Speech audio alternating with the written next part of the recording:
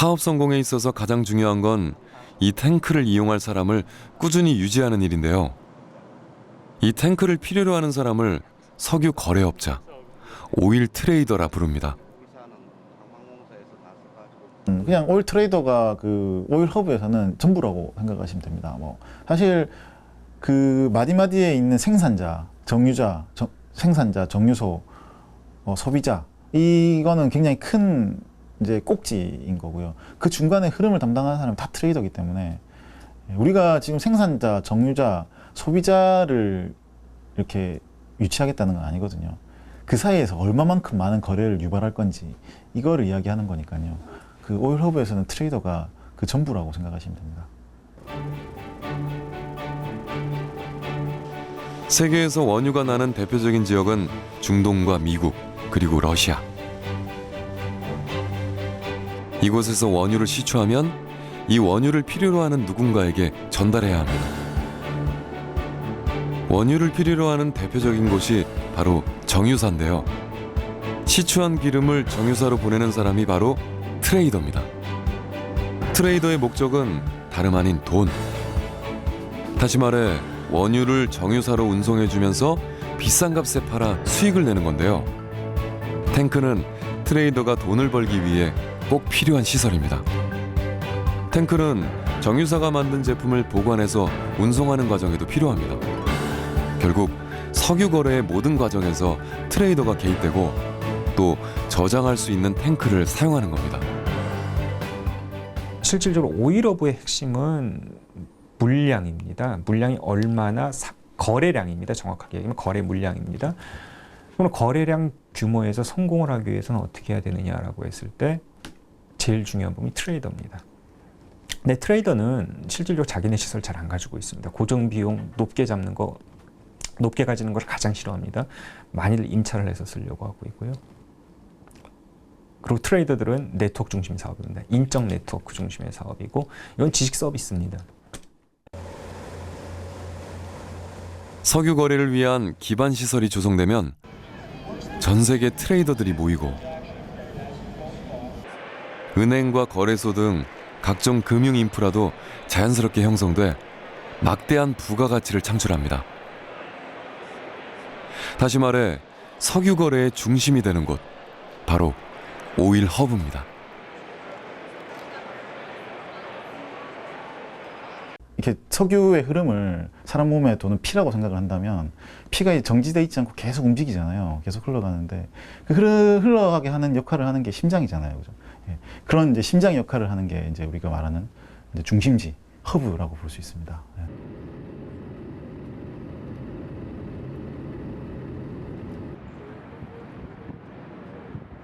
미국 최대의 무역항 휴스턴. 연간 3억 톤 규모의 액체 화물을 처리하는 명실상부한 세계 1위 액체 화물항입니다. A lot of people think that a port is just the big ship comes in and unloads and goes away. Well, in Houston, the big ship comes in, unloads, and we put all the materials on barges that then run around. And so we're moving between 50 and 60 deep draft ships a day and 350, moving closer to 400 barges every day. And that's because we are a major manufacturing center. We're one of the few ports in the country that that exports more than they import. And the reason for that is the oil and petrochemical complex that we have here and that's been growing really for the better part of a century. 흡사 문어발을 연상케 하는 수로가 사방으로 뻗어 있습니다. 그 길이가 무려 83km. 휴스턴 도심부까지 이어집니다. With that, we have the labor force, the experience, and the breadth of capacity to bring in anything from oil to containers, what have you, put it where it needs to be, and disseminate it to the market. And so we have connections with all of the Class 1 railroads. We can get something by rail anywhere in the country. We have connection into the Intercoastal Waterway, which means that the barge traffic that we have is not just through Houston, but goes all the way from the coast of Texas, of Brownsville, all the way around to Florida, and all the way up to the East Coast. Through the river system of the United States, we can get anything, anywhere. 무엇이든 어디로든 보낼 수 있다는 자신감 넘치는 이야기에 우리는 한 가지 의문이 들었습니다. 어떻게 이 좁은 수로를 따라 대형 유조선이 자유롭게 드나들 수 있는 걸까? 비밀은 바로 소형 선박, 바지선과 예인선에 있습니다. 휴스턴에는 매년 8천여 척의 대형 선박과 20만 척에 이르는 소형 선박이 드나들고 있는데요. 이 소형 선박들이 끊임없이 준설을 하면서 수심을 확보합니다. In the basin, the depth is about the same as the channel, which is 45 to 50 feet in depth, and the charted turning basin has a radius of 1,600 feet. So a ship of 800 or 900 feet has very little room to maneuver, and that's why they require tugs to turn them on themselves inside the basin.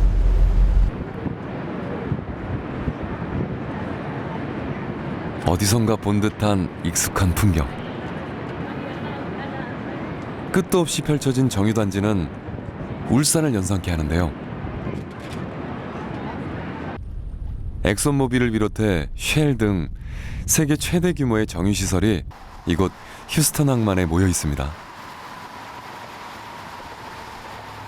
Essentially, a key thing is that this is the largest concentration of refining capacity in both oil refining, petrochemicals in the world, and particularly for relatively complex refineries. And so, being such an important refining hub, and a transportation hub, that was what made the Port of Houston a very important place.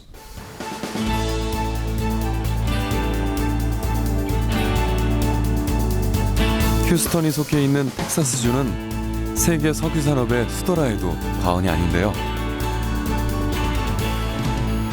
우리나라 면적의 7배에 달하는 텍사스는 미국 최대의 산유 지역으로 군림하고 있습니다. 미국 내 원유의 90%를 그리고 30%의 천연가스를 이곳에서 생산합니다. 예, 기본적으로 이제 휴스턴 같은 경우에는 이제 처음에 여기가 발달된 게 이제 텍사스에서 오일이 이제 19세기부터 생산이 되면서 이제 텍사스가 지금도 300만 배럴 이상, 일일 생산량이 그 정도 이상이면서 미국 내에서도 가장 생산을 많이 하는 주입니다, 여기가. 그래서 특히나 또 텍사스 같은 경우에는 지금 셰일 가스 혁명이라고 하죠. 그런 부분에서 원가에 대한 경쟁력을 갖고 있기 때문에요. 그거를 바탕으로 해갖고 이제 지금도 공장들을 많이 건설을 하고 있습니다.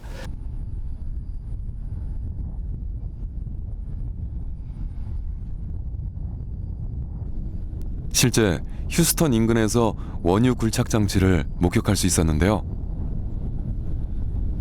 절구를 찢는 듯한 재래식 원유 굴착 장치로 땅 밑에 원유를 뽑아내는 겁니다. 보고만 있어도 언제든 석유가 나올 것만 같은 느낌이 드는데요.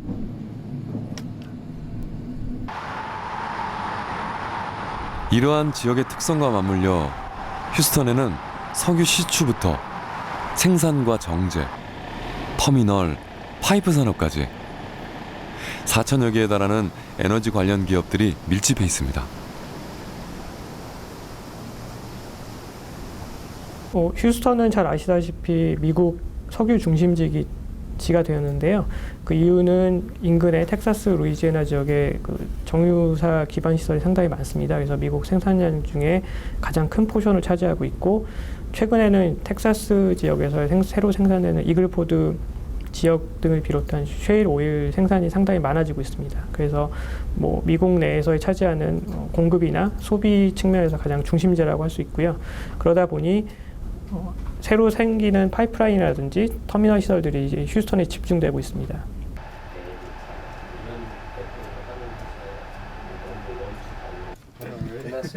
10여 년 전부터는 관련 기업을 컨설팅하는 회사도 생겨났습니다. Oh, thanks, John. Strategic estimating systems, we provide advisory services primarily to the owner and operator companies in the oil industry, and they depend upon us for an independent outlook of the expected cost of many projects which they build all over the world. Our projects are global, and we support our owners and the clients with an objective viewpoint as they are working with their engineering companies to determine how best to make projects successful, and really at the end how much these projects will cost as they're making business decisions.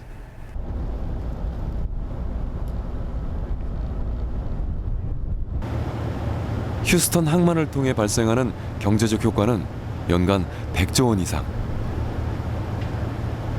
세수만도 5조 원에 육박한다고 하니 오일 허브가 지역 경제를 먹여 살린다고 해도 과언이 아닙니다.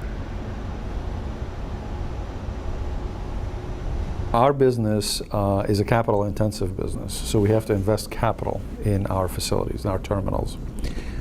So that employs a lot of people for construction of these facilities. So it creates a lot of employment, and employment creates taxes for the government agencies, and there's a lot of economic multiplier effects. Once we make the decision to invest and to hire people to operate the facilities that we have, it generates a positive economic multiplier for residents of our communities, for employees of our company, for government agencies who are the recipients of fees for marine activity, for example, and other fees collected, as well as taxes for the local authorities also.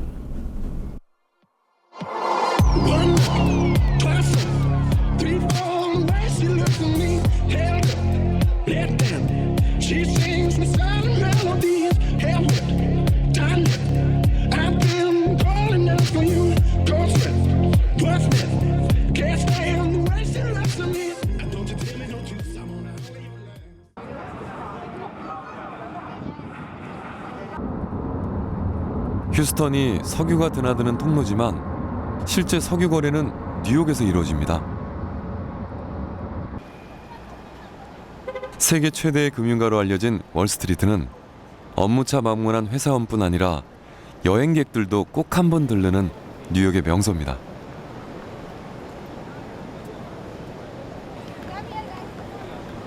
오랜 역사만큼이나 전통성과 경쟁력을 고루 갖춘 금융과 상업거래의 중심. 뉴욕의 역사는 금융박물관을 통해 한눈에 확인할 수 있는데요.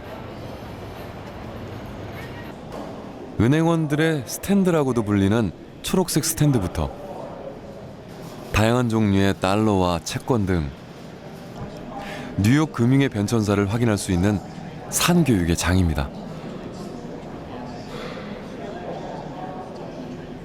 뉴욕은 사실 굉장히 오래전부터 금융이 사실은 이제 많이 발달된 곳이고요.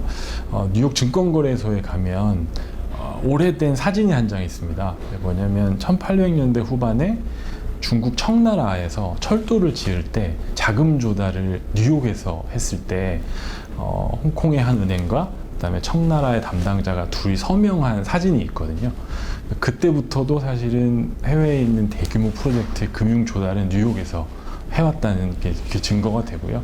그 이후로도 대부분의 프로젝트는 금융 조달을 뉴욕에서 하고 있습니다.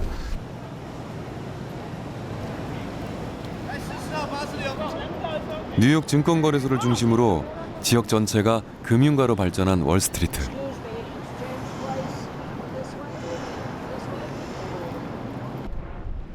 그 중심엔 나이맥스라 불리는 상업거래소가 있습니다. New York Stock Exchange it's a marketplace for securities. Now you have New York NYMEX, which is New York Mercantile Exchange, and this is the largest in the world, and they trade materials, energy, soybeans, all kinds of different products. 세계 최대의 상품 선물 거래소 나이맥스는 현재 전 세계 원유 선물의 67%가 거래될 만큼 세계 석유 시장에서 큰 비중을 차지하고 있습니다. An exchange like the New York Mercantile Exchange is of great importance to the whole world. You and your personal lives and your businesses and your futures will need to make decisions. Those decisions will be affected by the price of commodities every day of your life. All of that emanates from right here at the New York Mercantile Exchange. Literally billions of dollars worth of energy and metals contracts are traded on the New York Mercantile Exchange every day. 우리가 석유 시장을 살펴보면은 페이퍼 거래를 통한 금융 거래가 실물 거래보다 무려 10배 이상이나 큰 규모로 거래되고 있습니다. 그래서 금융 허브가 구축이 되면 막대한 수익 구조가 창출될 뿐만 아니라 또한 다른 사람에 대한 파급 효과도 크기 때문에 오일 허브 사업의 완결판은 결국 금융 허브의 구축입니다.